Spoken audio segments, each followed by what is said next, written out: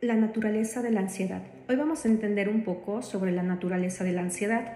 Muchos pacientes a veces confunden lo que es tener miedo con un ataque ansioso y vamos a entender que el miedo se va a distinguir de esta por varias maneras. Cuando tenemos miedo, generalmente es un miedo concreto a algo que puede llegar a suceder o que se encuentra con facilidad.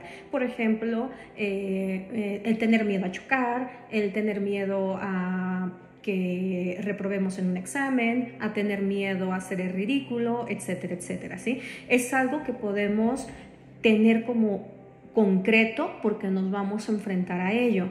Por ejemplo, el miedo que sentimos cuando vamos a exponer un tema.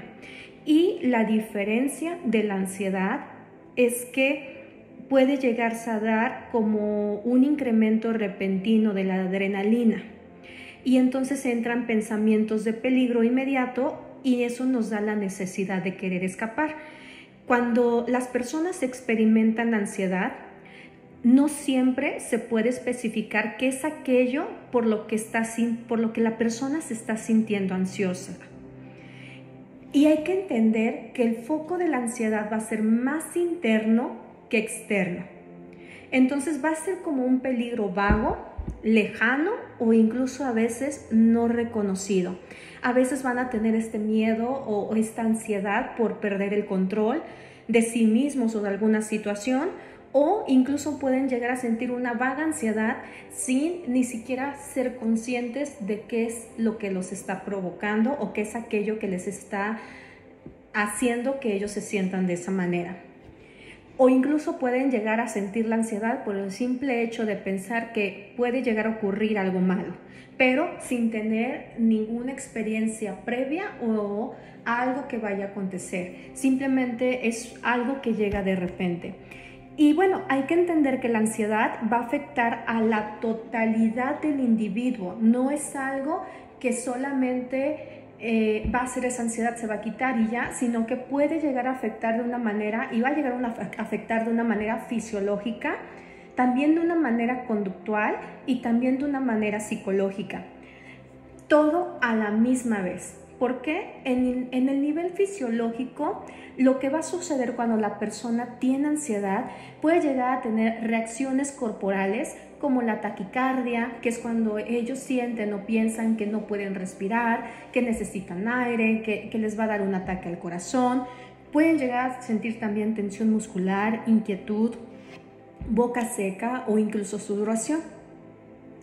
Sin embargo, en el nivel conductual puede sabotear la capacidad de que ellos puedan actuar o expresarse o lidiar con algunas situaciones cotidianas. Es cuando esto se apodera de ellos y entonces no les permite actuar o salir de esa situación porque tienen miedo a que vaya a ocurrir algo o que les vaya a dar un ataque, etcétera, ¿sí? Entonces les impide en algunas ocasiones hacer ciertas situaciones. Y en la psicológica va a ser un estado subjetivo de desasosiego y de aprensión. Entonces esto es importante tomarlo en cuenta porque a veces vemos a la ansiedad como algo que la persona se está inventando, como algo que es pasajero, o con decirle simplemente échale ganas ya va a ser suficiente para que la persona se sienta bien, y a veces no entendemos que esta ansiedad va provocando en la persona diferentes síntomas, que es lo que a veces hace que se paralice. Cuando esto ya se deja al extremo o cuando la persona no puede tranquilizarse, entonces puede llegar a una forma más extrema, lo que puede llegar que ellos sientan que están separados de sí mismo o que incluso tengan ese miedo a morir o a volverse loco. Muchas veces los pacientes lo dicen más como una despersonalización, como el sentirse que no están en su cuerpo o el sentir que no están ahí presentes. Y eso puede llegar a ser algo demasiado estresante, demasiado ansioso y angustioso para ellos. El hecho de que la ansiedad pueda afectar a un nivel fisiológico, conductual y psicológico va a tener implicaciones a la hora de afrontar también la recuperación. Por eso es bien importante que cuando estemos trabajando con un programa de recuperación en un trastorno de ansiedad, se debe de intervenir en varios niveles. Generalmente son en 3. 1, vamos a intentar reducir la reactividad fisiológica. Hay que enseñarle al paciente por qué se está provocando esa taquicardia. Hay que mostrarle que no le va a pasar un ataque en el corazón, que no se va a morir. Hay que enseñarle a cómo ir bajando todos estos síntomas fisiológicos para que ellos vayan reduciendo también estos síntomas. También hay que irnos al paso de erradicar las conductas de evitación para que él pueda tener una vida, pues una calidad de vida, que pueda enfrentarse a su trabajo, que pueda salir con su familia, que pueda hacer diferentes cosas. Y cambiar, por último, las interpretaciones subjetivas, que este es como el diálogo interno en donde muchas veces tienen distorsiones cognitivas que hacen que ellos caigan con mayor frecuencia en esta ansiedad. Entonces ahí cambiamos las interpretaciones subjetivas a través de un método cognitivo-conductual que es el método ABCD, ¿sí? Al momento en que cambiamos este estado de preocupación y aprensión, entonces es más fácil que ellos puedan mantenerse en un estado más estable. Entonces vamos entendiendo que la ansiedad puede presentarse de diferentes formas y con varios niveles de intensidad. Puede ser poco grave, como una punzada de inquietud, o muy grave, como un ataque de pánico, que va llevando palpitaciones, desorientación, terror, miedo a morir, ¿sí? Hay que entender que la ansiedad que no está relacionada con ninguna situación en particular, por ejemplo, es aquella que viene de la nada, se le va a llamar ansiedad flotante, ¿sí? O en los casos más graves ya va a ser considerado como un ataque de pánico espontáneo.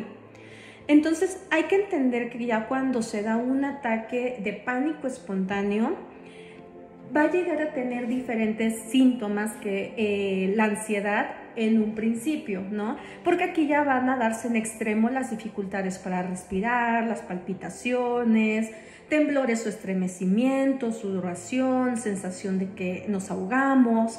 Podemos llegar a sentir incluso náuseas, molestias digestivas, entumecimiento, un mareo, sensación de inestabilidad o sensación de desapego o de no estar en contacto con uno mismo.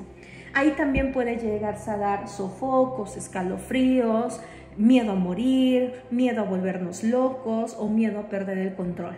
Entonces es importante que tú te des cuenta que desde el momento en que tú empiezas a notar que tienes signos de ansiedad, por muy leves que sean, es importante poner atención y pedir ayuda. Puedes acudir siempre con un psicólogo clínico que te ayude a una terapia para contrarrestar todo esto y que te organice un programa de recuperación a partir de estos 3 pasos, que es reducir la actividad fisiológica, erradicar las conductas de evitación y cambiar las interpretaciones subjetivas. También siempre recuerda que en los casos más extremos, si tú sientes que ya no puedes con esto, también está la parte farmacológica, que es el acudir con un psiquiatra, y que también está bien esa parte de ayuda. Recuerda que siempre tenemos que trabajar de una manera integral. Si a ti te gustaría acudir a terapia, recuerda que estamos en San Luis Potosí y puedes comunicarte o agendar tu cita al 444-423-8234. Si te gustaría que hablemos de algún otro tema, no dudes en escribir o mandar tu pregunta.